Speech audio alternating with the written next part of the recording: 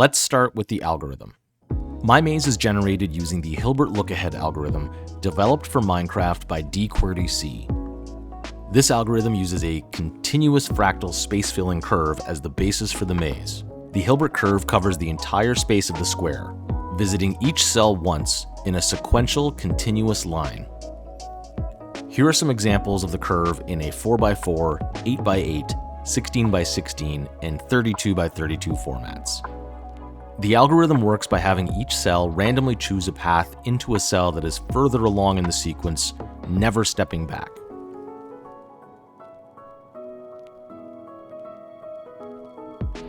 This operation can happen simultaneously for every cell, making it the perfect choice to quickly generate a quality maze.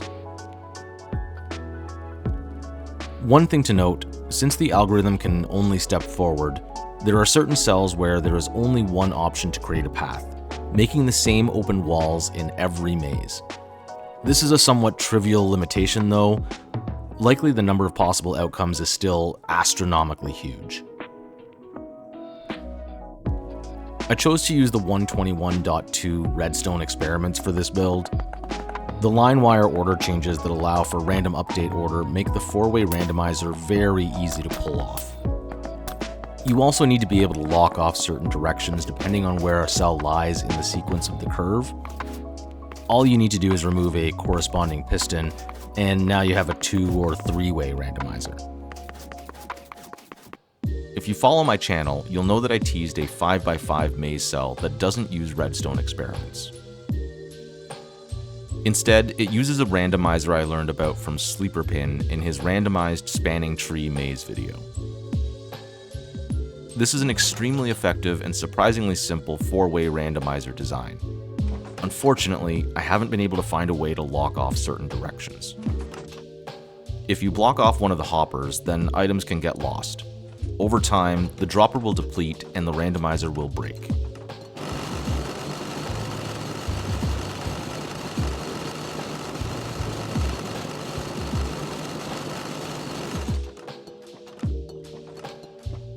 I had the same problem in my origin shift maze along the edges. I solved for this by re-triggering the randomizer if the edge was selected. But that adds unwanted extra time and more complexity to each cell, not the solution I'm looking for. If anyone has any ideas on how to make this work, please let me know. Let's get back to the working design. I opted for these gravity doors that Captain Luma used in his origin shift maze. Surprisingly, I was able to make them really compact, so I'm quite happy with how they turned out. Lastly, I ran an instant wire right through the middle of each cell. It's not the best instant wire. I used some redstone dust, pistons moving blocks, and even a bell, so not great on lag when activated. However, it only takes a single activation to generate an entire maze. No clocking for indeterminate periods of time like my previous designs. Activating once every so often for a new maze shouldn't have a material impact.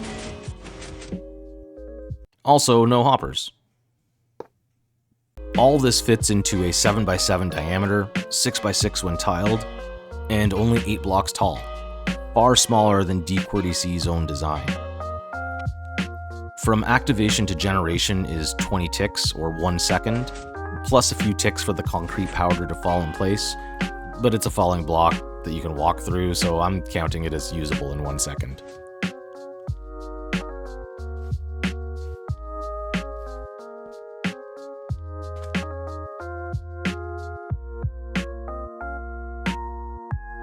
Here it is running on a 20 game tick clock.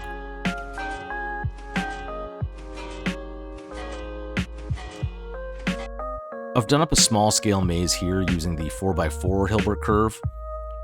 I've removed the pistons from the necessary cells to avoid stepping back.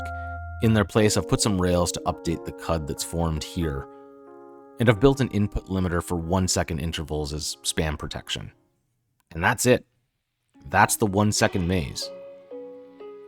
Can I also just call out I really like my choice of blocks here? The moss blocks and green concrete powder really give it that hedge maze look. This would look great as an outdoor build. Decorate it with some trees and flowers and flora, and it should look pretty cool.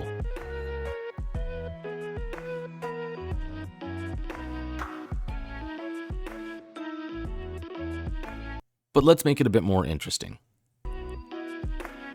I've used command blocks in the past to show pathing, and a few people viewed that as cheating, so I fixed that. I built a below-the-maze wireless redstone display. This way, we're not blocking any light from above and no need for a closed-in maze. The display uses perfectly placed trapdoors to trigger calibrated skulk sensors just below the screen. The sensors alternate between 9 and 10 signal strength to listen for deactivations and activations of the iron trap doors. Small problem being that if a path is chosen twice in a row, our trapdoors still trigger, causing the display to change to the wrong state, and causes the door to pulse. It doesn't break anything, but doesn't look particularly clean. We can fix the issue by removing the CUD here in favor of an 8 game tick repeater. Now, if the same path is chosen back to back, we don't get any extra triggers. This means we're greater than 1 second, but not by much. The display also needs a bit more time to reset, so we're up from 20 game ticks to 50 game ticks, or 2.5 seconds. Still super fast. Let's look at a larger example that incorporates these changes. Here's a scaled up 16 by 16 maze with the display attached. I've tediously set each cell to follow the direction of the sequence and removed any redundant redstone. As with the 4x4, I've attached the input limiter and set it to 50 game ticks. Let's see what happens. There you go. A super fast random maze generator, designed using an algorithm optimized for Minecraft and built without the use of command blocks. I hope someone takes the time to build this in survival. I'm sure it would make for some great mini-game fun. Special thanks to Captain Luma and DQWERTYC. Both have done great work evolving redstone maze generators, and I'm happy I got the chance to work with both. Please go watch their videos. Thanks again, YouTube. Have a great day.